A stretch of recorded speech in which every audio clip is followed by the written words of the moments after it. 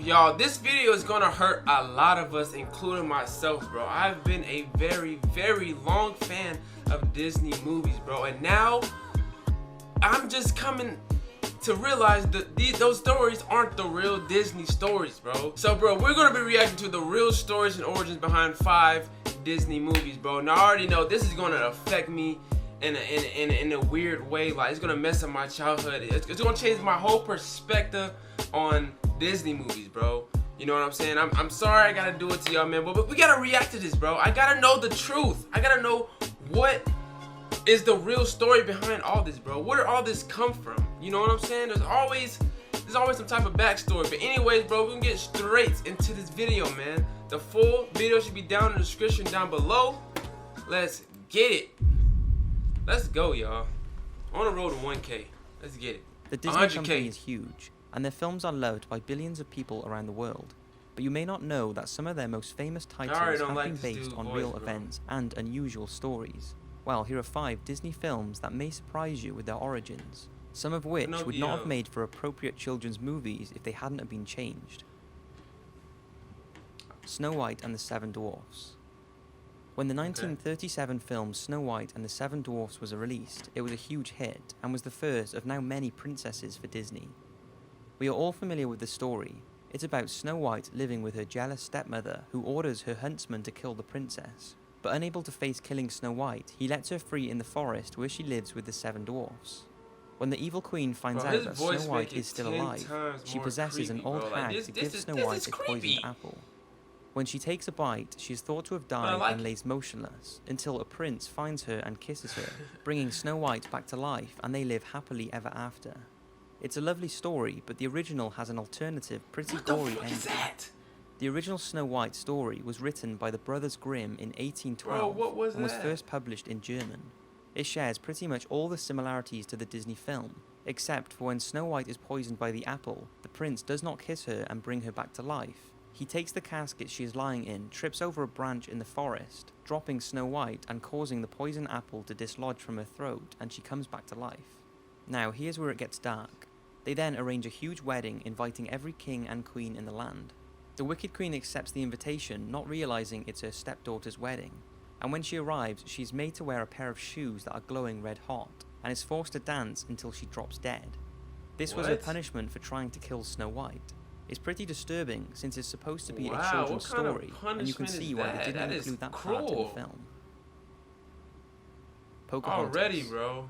This Disney film was perhaps one of the most controversial of the Disney princess films, mainly because it was based on a true story, but was changed so much that many believe it took historical liberties with its portrayal of Pocahontas, straying too far from the facts to make it into a children's film. In the film, Pocahontas is a young American Indian woman whose father is a powerful Indian chief. He wants her to marry a native warrior, but she falls for a British captain and her father disapproves. Things are made worse when the British captain's fellow Englishmen try to rob the Native Americans of their gold. But this is very different to the true story of Pocahontas, the daughter of a Powhatan chief. She was born in around 1595 and her birth name was Matoaka. Pocahontas later came as a nickname given to her which means spoiled or naughty child. Pocahontas was part of a tribe located in Tidewater, Virginia, and her childhood would have seen the English arriving in search of the New World, which resulted in many clashes between the English and the native Indians. During this time, Captain Smith, an English soldier and explorer, was captured by Pocahontas' tribe and faced execution. This was when the then 10-year-old Matoaka threw herself at Captain Smith to stop him being executed.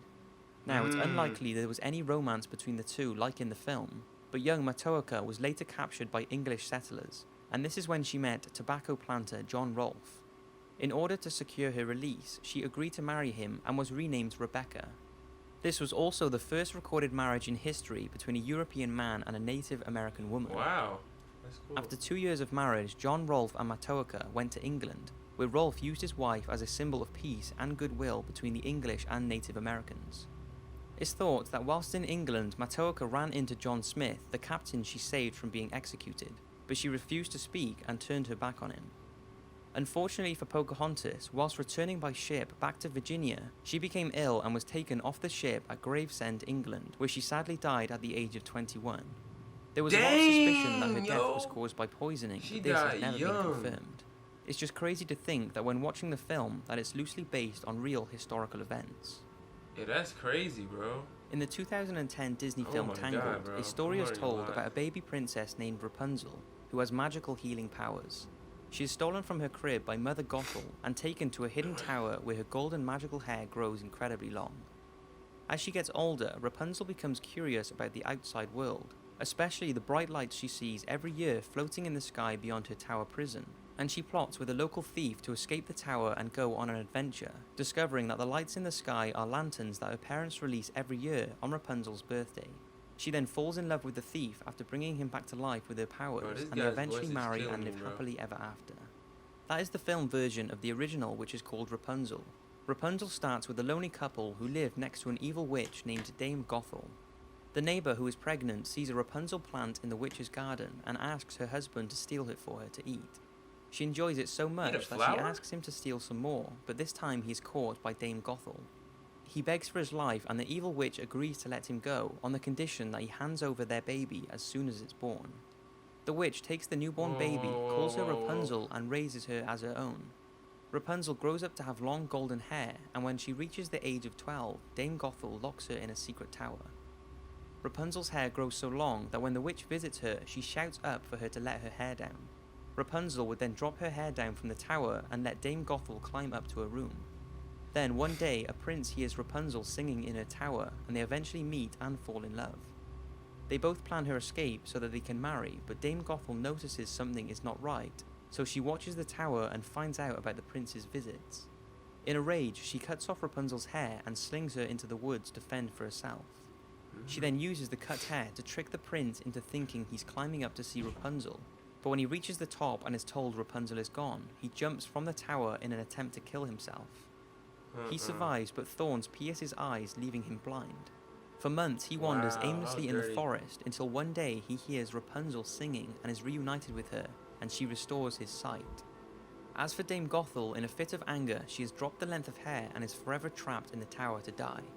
So, although the original has a good storyline, it's far different from the movie version, and wouldn't have really made for a good children's movie. Wow, that is dark. Considered by many to be the greatest Disney film ever made, Pinocchio! The 1940 film Pinocchio is told through the eyes of Jiminy Cricket. Bro. He tells how woodcarver Geppetto makes a wooden puppet called Pinocchio, and how he wishes it was a real boy. Then, one night, he sees a shooting star, and the next morning, Pinocchio has come to life. Yeah, he's a real boy now. One day, when walking to school, Pinocchio is persuaded to join a travelling show where he performs with other puppets.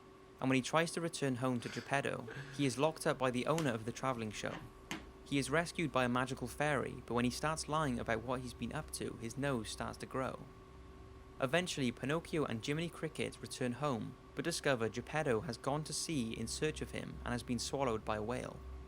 Pinocchio sets out to free Geppetto from the whale's belly, but drowns trying to save him. Because he has proved himself to be good though, he is brought back to life by the fairy and his puppet strings are removed, finally making him a real boy.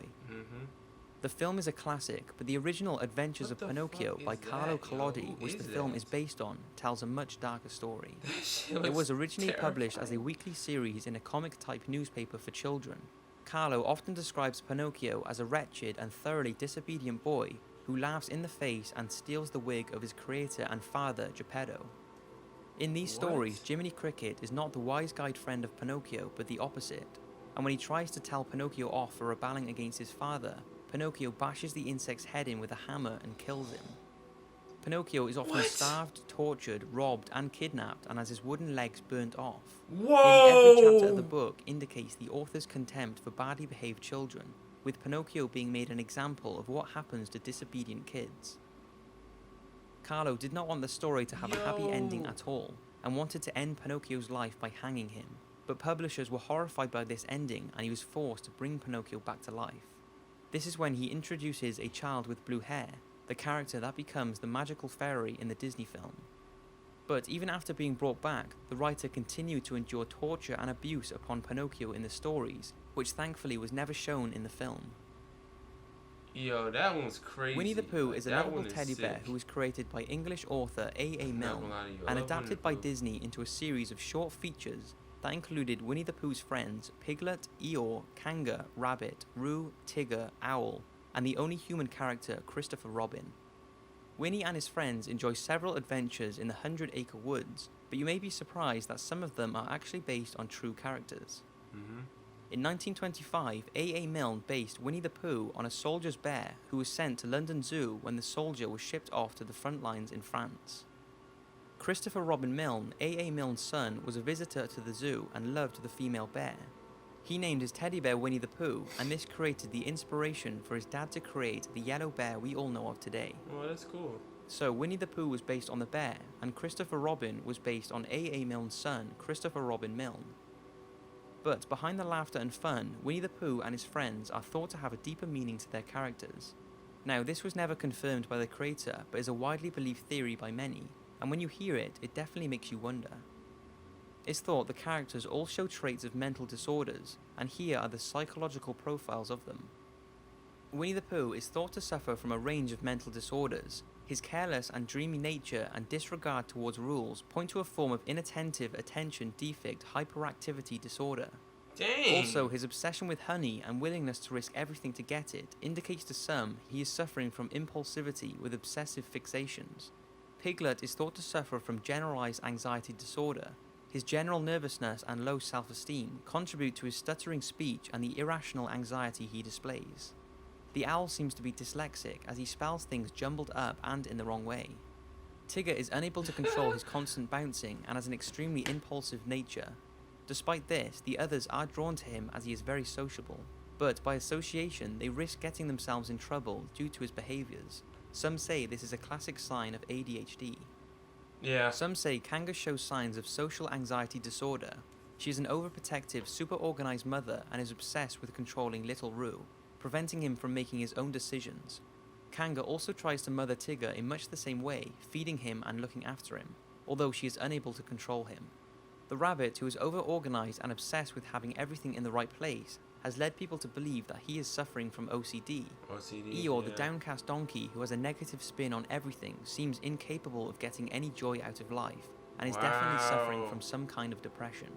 And finally, Christopher Robin, with his wild imagination and stuffed toys as best friends, is thought to have created all the characters in his own head, and they represent all the feelings he is actually experiencing. Some believe Christopher is suffering from schizophrenia. But this wouldn't be the first time something like this has happened in a children's movie. Alice in Wonderland has long been linked to a person experiencing a drug trip, with many thought to be drug references throughout. Although this, like Winnie the Pooh, has never been confirmed by the creator that this was their intentions. So maybe it's just people being silly and looking into things too much, or maybe it was A.A. Milne's intention to add more character to the stories. Whatever you think, don't let any of this take away from these incredible Disney films. I hope you've enjoyed the video. The damage has already been done, bro. The damage has already been done, bro. I already look at these things differently now, bro. You know what I'm saying? I'm still gonna watch the movies and stuff, but I look at it totally differently now that I know the real story and everything behind it, bro. Y'all let me know how y'all feel about this junk, bro. Are y'all looking at Disney movies differently now, man? Let me know down below, bro. But if you enjoyed this video, make sure you smack that like button for your boy. Comment down below. And if you made it to the end of this video, you're not subscribed to my channel, bro, make sure you smack that subscribe button for your boy, man. We up all 2021. But with that being said, bro, I'm gonna see y'all in the next video, man. BrazyXay out, man. Peace.